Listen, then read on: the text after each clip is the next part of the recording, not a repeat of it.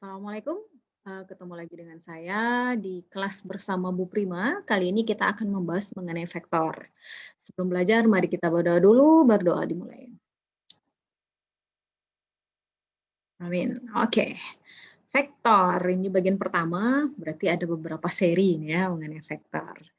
Vektor adalah sesuatu yang memiliki nilai dan arah. Nih, contoh nih, kita punya sebuah garis eh, yang miring ke kanan ini. Kalau kita belajar di fungsi ini ya, berarti ini memiliki gradien yang positif. Kita namakan garis ini sebagai R, R pakai topi ya. Nah, si R ini mempunyai nilai dan juga arah. Arahnya kemana? Yaitu ke kanan ini. Kalau kita belajar vektor di sekolah dulu, biasanya vektor ini berada pada ruang dan waktu. Kemudian kalau dia ada 3 dimensi ruangnya, ditambah dengan 1 dimensi waktu, itu akan menjadi yang 3 dimensi ruang tadi itu ada X, Y, Z. Kemudian kita tambah dengan 1 dimensi waktu yaitu si T. Maka itu jadinya kalau 3 dimensi ruang tambah 1 dimensi waktu. Jadi X, Y, Z, T. Jadi 4 ya.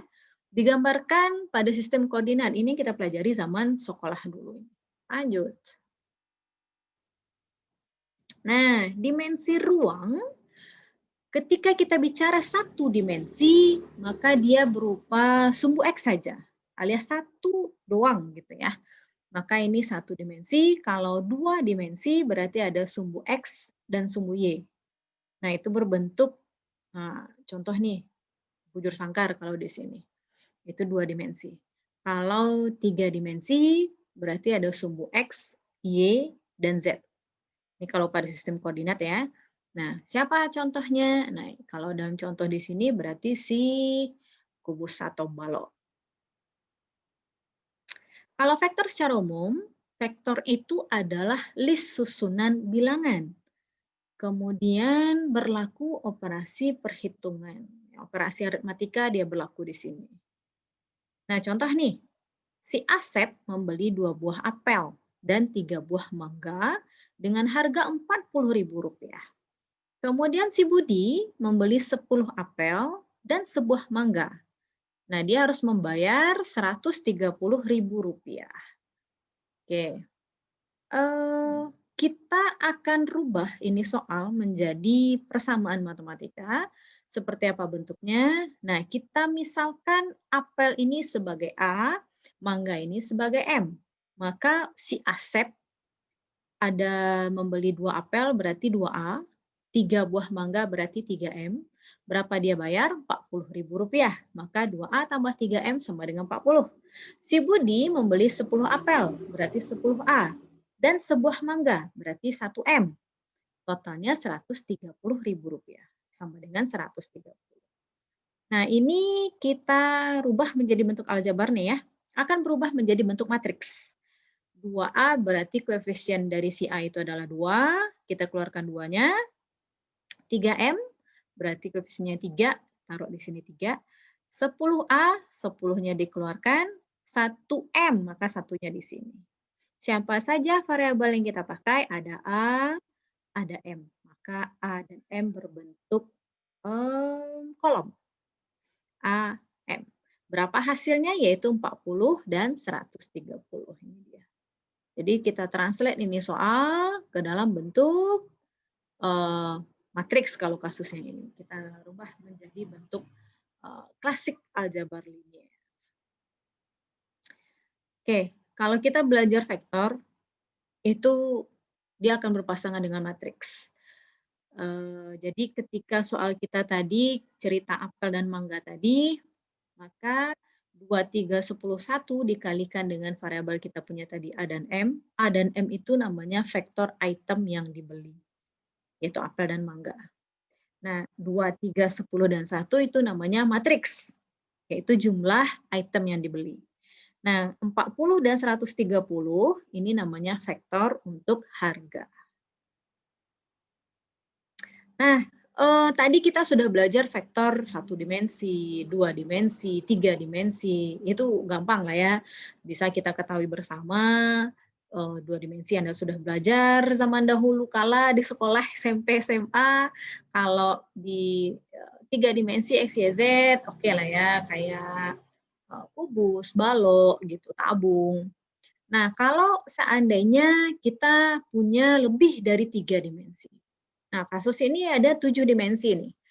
Ada kita punya seorang pria mempunyai usia 37 tahun, tingginya 172, dan dia berasal dari beratnya 74 kilo, gajinya 15 juta sebulan, mempunyai suhu badan 36 derajat Celcius, mempunyai 2 kendaraan dan 4 orang anak. Nih, 1 orang saja ada 7 variabelnya. Siapa aja variabelnya? 1 usia, 2 tinggi, 3 berat, 4 gaji, 5 suhu badan, 6 kendaraan, 7 anak. Berarti ada 7 variabel yang kita gunakan alias 7 dimensi di sini. Nah, ini namanya yang nilai yang 7 dimensi tadi, angkanya kita tuliskan di sini. Oke, bagaimana dalam mesin? Nah, kita punya mesin nih seperti ini. Mesin pengupas kulit kopi. Nah, kita di mesin ya, saya ambil contohnya di mesin. Ketika kita mengupas biji kopi tadi, kita masukkan biji kopi yang basah, kemudian terjadi proses di mesin ini, keluarlah si biji kopi yang tanpa kulitnya lagi. Apa proses yang terjadi di dalam mesin ini? 1, apa aja dimensinya? 1, ada kecepatan putarnya. Yang kedua, ada tekanannya. Yang ketiga, ada luas penampang. Yang keempat, arah putaran. Apakah dia putar ke depan, apakah dia putar ke belakang.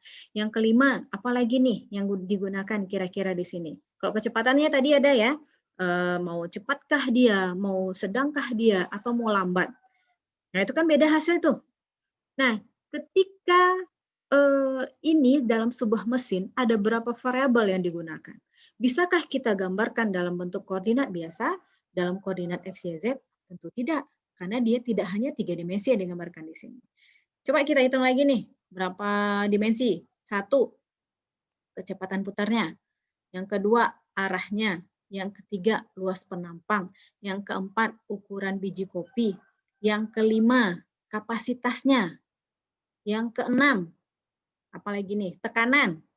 Yang ketujuh, kira-kira apa yang terjadi nih? Benda untuk mengikisnya itu. Nah, kan ngaruh tuh.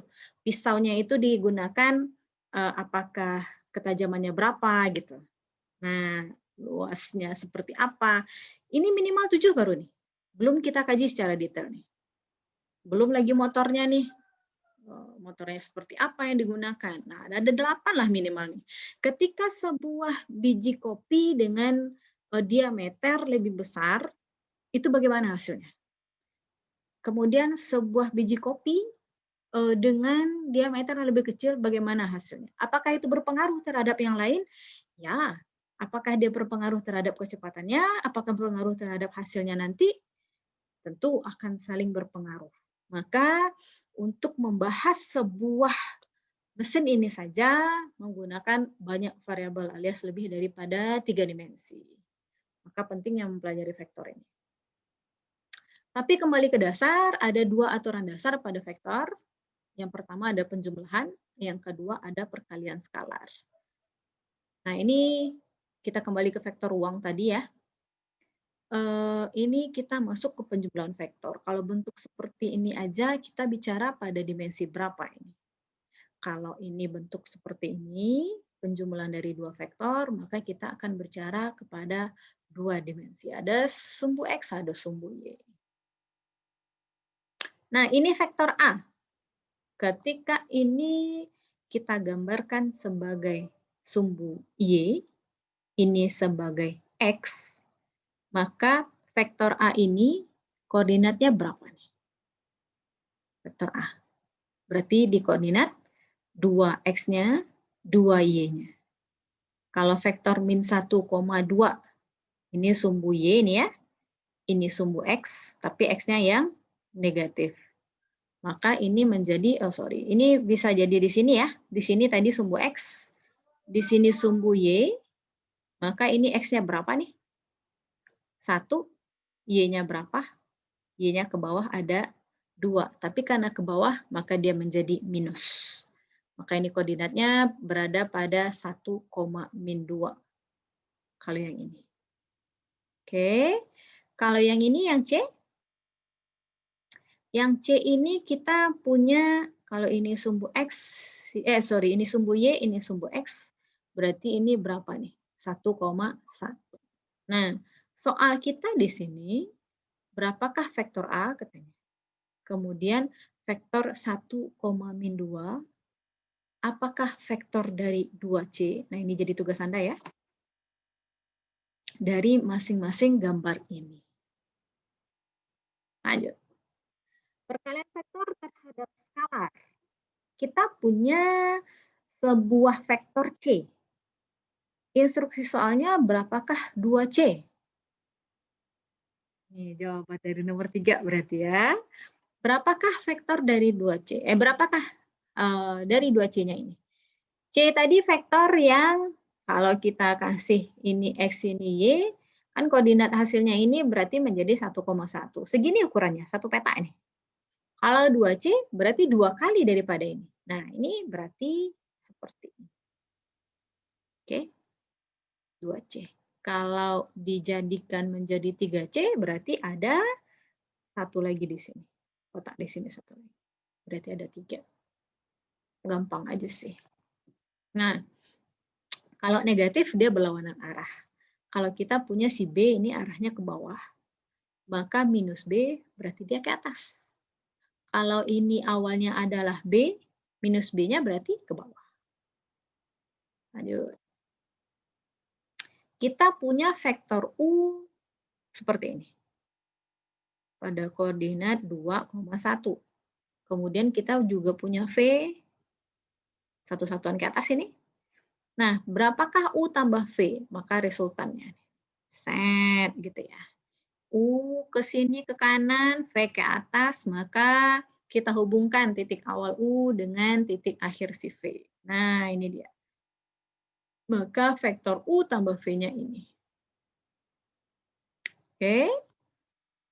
Penjumlahan dan pengurangan. Gambarkan dan tuliskan nilai vektor B tambah E. Gambarkan dan tuliskan nilai vektor D dikurang B. Gambarkan pada suatu tempat vektor B, 2,5 B, dan min 3B. Dari vektor yang ada di bawah ini. Oke, itu jadi tugas Anda ini, penjumlahan dan pengurangan vektor. Gampang aja ya, ini masih basic sekali, masih dasar dari si vektor. Selamat bekerja, semoga sukses ini, semoga bisa menjawabnya. Saya sudahi. Wabillahi taufiq wal hidayah. Assalamualaikum warahmatullahi wabarakatuh.